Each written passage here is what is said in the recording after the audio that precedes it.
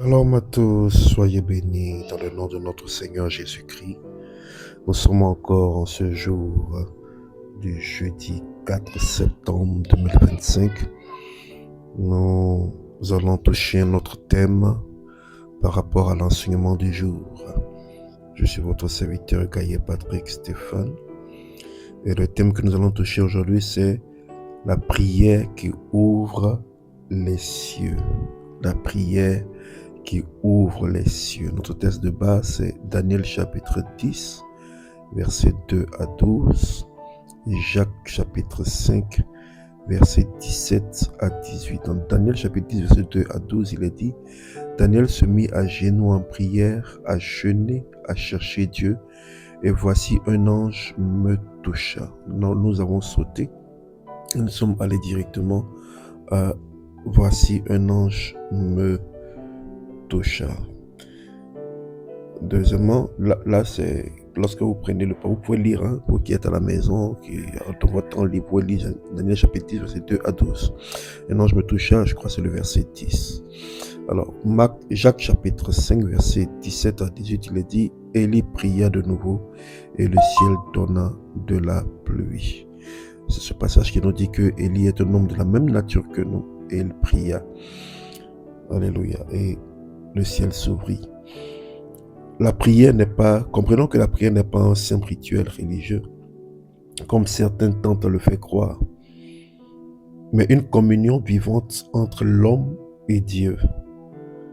Pourtant, il existe une différence entre une prière ordinaire et une prière qui ouvre véritablement les cieux. Parce que beaucoup de personnes prient, il y a des gens même qui prient pendant des heures. Il y a des gens qui prient pendant des heures et des heures qui n'ont pas de résultat.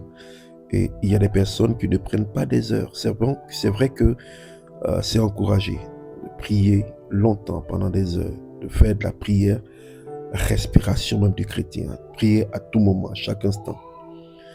Mais le plus important, c'est la qualité de la prière. La qualité de la prière.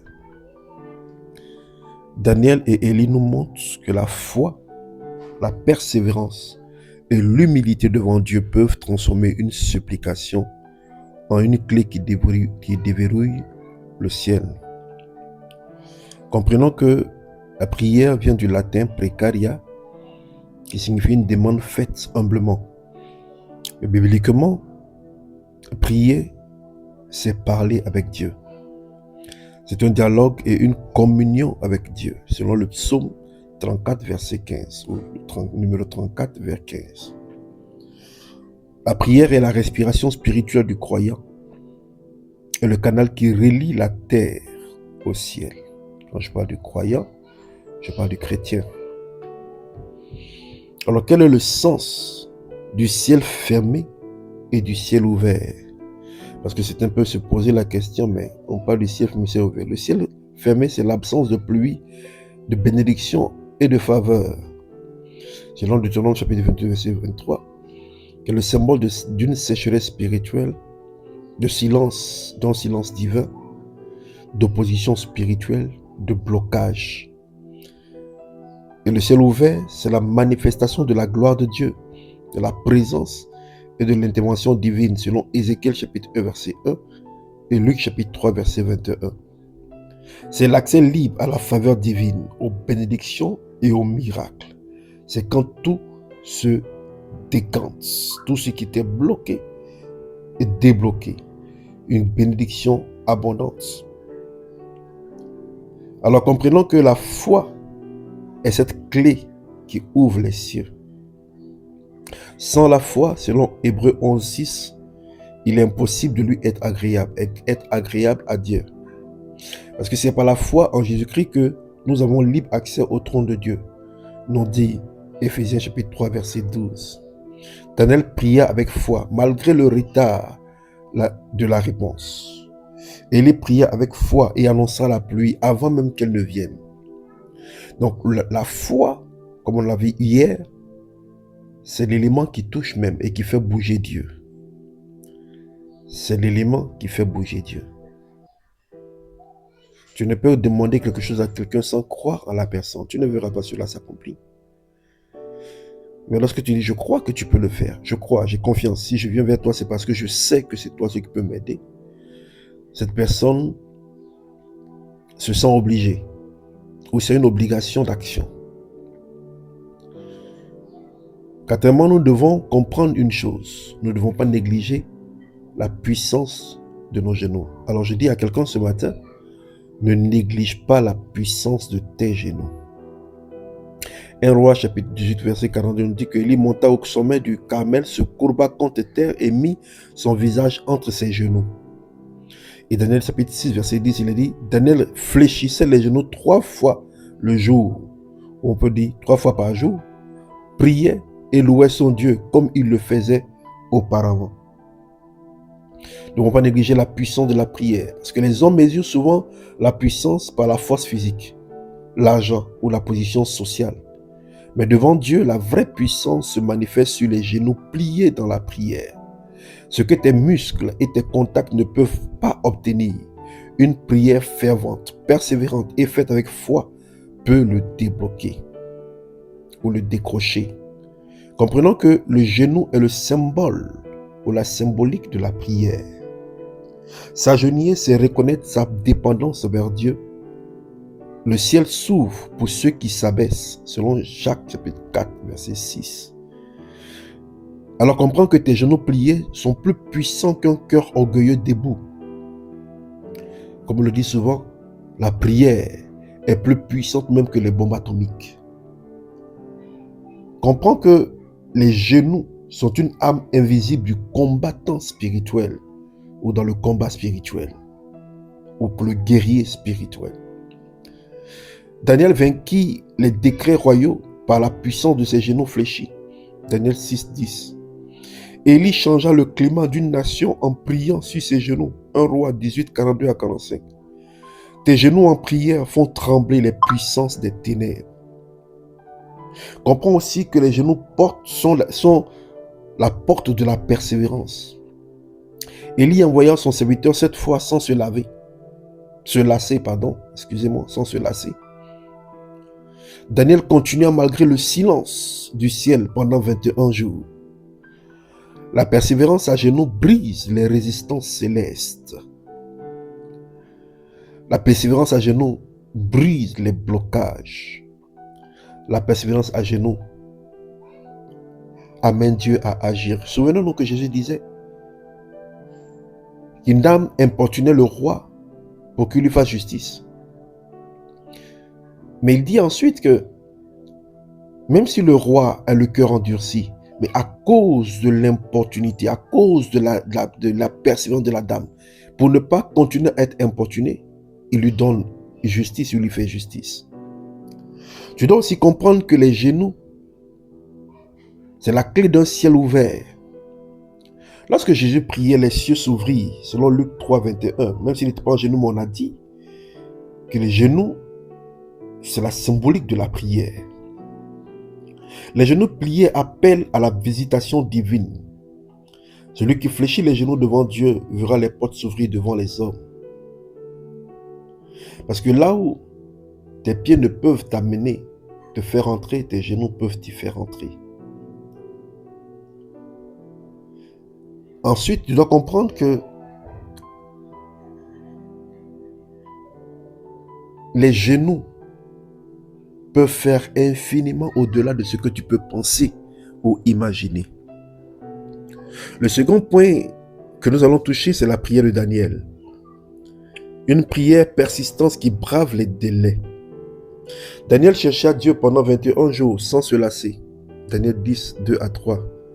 Sa persistance brisa la résistance du prince de Perse. Puisque lorsque il décida de chercher la face de Dieu, la Bible nous dit que Dieu envoya la réponse, mais le prince de Perse. Certains pourraient comprendre littéralement qu'il s'agissait d'un roi ou d'un prince ici. Non. Il s'agissait de la principauté qui contrôlait le pays de Perse. Donc un combat spirituel s'est déclenché. Alors tu dois comprendre que persévérer dans la prière serait pour toi un atout. Parce que lorsque tu décides de chercher la face de Dieu, des oppositions spirituelles peuvent se lever. C'est pourquoi la société nous demande de persévérer. Ne te lasse pas, ne te décourage pas. Peut-être que tu es en train de prier pour une situation qui, depuis un moment, perdure. Ne te décourage pas. Continue de prier. Continue de chercher la face de Dieu. Continue de te battre dans la prière. Continue d'intercéder. Le Seigneur finira par te répondre. Parce qu'il t'a déjà répondu, mais tu attends la manifestation physique et palpable de cette réponse.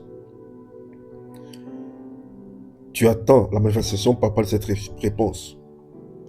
Une prière qui ouvre les cieux ne se décourage pas au silence apparent de Dieu. Alléluia. Parce que tu peux penser qu'il y a un silence apparent de Dieu. Mais en réalité, Dieu t'a déjà répondu. Mais il y a un combat qui est déclenché. Alors prie, reste dans cet esprit de combat et tu verras la victoire. Ensuite, la prière d'Élie. Nous allons voir un autre élément qui est la prière d'Élie. Qui est une prière prophétique et puissante. Je pense que nous aurons un temps où nous allons parler des différents types de prières. La prière d'intercession, la prière d'action de grâce, la prière d'adoration.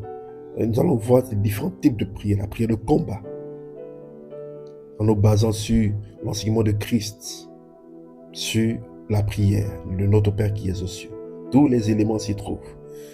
Nous aurons un temps où je vais enseigner sur les différents types de prières. La Bible nous dit que dans 1 Roi 17:1, il ferma le ciel par la prière. Élie a prié et le ciel s'est fermé. Il le rouvrit après un combat spirituel intense. 1 Roi chapitre 10, versets 42 à 45. Sa posture face contre terre, la face entre ses jambes, la Bible nous dit, la face entre ses jambes, révèle l'humilité dépendante et soumise, et la soumission totale à Dieu. Donc, son humilité, sa dépendance et sa soumission totale à Dieu. Une prière prophétique est une prière qui est faite avec foi, avec des proclamations. Pas des proclamations de Seigneur peut le faire, non. Mais des proclamations qui appellent ce que nous voulons et nous finissons par voir cela accompli. Enfin, le dernier élément, c'est les conditions d'une prière qui ouvre les cieux. Vraiment, c'est une prière qui est faite avec une foi vivante en Jésus-Christ. Tout ce que vous demandez à mon nom, nous dit le Seigneur Jésus. Mais il dit aussi, si vous priez, vous demandez et que vous ne doutez pas, vous verrez cela s'accomplir. Le deuxième élément, c'est un cœur humble et soumis. C'est pas un cœur plein d'orgueil qui croit que ce qu'il demande, Dieu est obligé de le faire. Comme Jésus nous disait, ce publicain et ce pharisien qui était dans le temple en train de prier. Le pharisien qui disait, oh, je ne suis pas comme telle personne, moi je jeûne, moi je prie. Et le publicain qui disait, oh Seigneur, pardonne-moi parce que je suis un pécheur. Il dit, c'est au contraire ce publicain qui est exaucé. Donc avoir une attitude d'humilité et de soumission à Dieu, de dépendance totale à Dieu. Le troisième élément, c'est la persévérance dans l'intercession. Ne t'arrête pas. Ne t'arrête pas. Prie jusqu'à ce que tu vois la chose s'accomplir. Prie jusqu'à ce que tu vois la chose s'accomplir. Tant que tu n'as pas encore vu, prie. Malgré que tu sais que ton Père peut le faire, prie. Même si tu vois toutes sortes d'obstacles. Parce que laisse-moi te dire que plus tu pries, plus le combat s'intensifie. C'est comme quelqu'un qui intercède pour quelqu'un. Plus vous intercédez pour une personne, plus vous allez voir que cette personne va commencer à avoir certaines attitudes à votre égard. Le diable le fait pour que vous soyez découragés. Il y a des gens pour lesquels vous êtes en train de prier, vous êtes en train d'intercéder. Il y a des gens pour lesquels vous criez à Dieu. Vous avez l'impression que ces personnes, au lieu que ces personnes soient reconnaissantes, au lieu que ces personnes aient une bonne attitude à votre égard, au lieu que ces personnes vous apprécient, ces personnes vont vous combattre. Ces personnes vont même chercher à vous fermer des portes alors que vous priez pour ces personnes. Cela montre que votre prière est en train d'avoir de l'effet et le diable essaie de vous décourager. Intercédez, priez. Plus vous allez prier, plus les choses vont se compliquer sûrement. Mais plus les choses se compliquent, plus ça devient rude, plus la victoire est proche. Alors prie sans cesse. Continue de prier. Ne te décourage pas, ne te lamente, ne te relâche pas, ne baisse pas les bras. Continue d'avancer. Alléluia. Que Dieu te bénisse. Alors, si tu crois en ce message, je te demande simplement de faire ces déclarations avec moi. Je déclare que ma foi en Jésus-Christ ouvre les cieux sur ma vie. Tout ciel fermé au-dessus de moi s'ouvre maintenant au nom de Jésus. Les bénédictions de Dieu pleuvent sur ma maison et ma famille. Mes prières déclenchent des interventions divines. Les anges exécutent des ordres célestes en ma faveur au nom de Jésus-Christ. Je marche dans la faveur et dans la gloire de Dieu. Mes prières libèrent la pluie de bénédictions spirituelles et matérielles sur ma vie. Les puissances qui bloquaient ma percée sont vaincues maintenant au nom de Jésus-Christ. Je vis désormais sous un ciel ouvert. La grâce et la faveur me poursuivent chaque jour. Mon intercession porte des fruits visibles et rapides au nom de Jésus-Christ. Je déclare que mes prières sont efficaces et puissantes au nom de Jésus-Christ. Si tu crois en cela, laisse-moi prier pour toi s'il te plaît. Seigneur, je viens maintenant devant toi, dans le Dieu puissant, dans le Dieu vivant, dans mon Père, par la foi en Jésus-Christ. Je prie ce matin que tu ouvres les cieux sur la vie de celui qui me suit, celui qui m'entend, et que tu détruises toute barrière invisible sur son chemin au nom de Jésus. Comme Daniel, rends-lui de persévérer dans la prière. Comme Élie, donne-lui d'être prophétique et rempli de foi. Que ses supplications fassent descendre la pluie de bénédiction, de guérison et de restauration. Je déclare qu'à partir de maintenant, il marche dès aujourd'hui sous un ciel ouvert au nom puissant, suprême et glorieux de Jésus-Christ. Amen. Bien-aimé, si cet enseignement t'a béni, ne garde pas cela pour toi. Abonne-toi à nos canaux officiels pour recevoir l'intégralité des messages, tous les messages de rien gâter de nos différents enseignements et grandis dans la foi. Partage autour de toi afin que tu sois une source de bénédiction pour quelqu'un d'autre. Que Dieu te bénisse. Amen. Amen. Amen. Que Dieu te bénisse, toi qui as écouté ce message.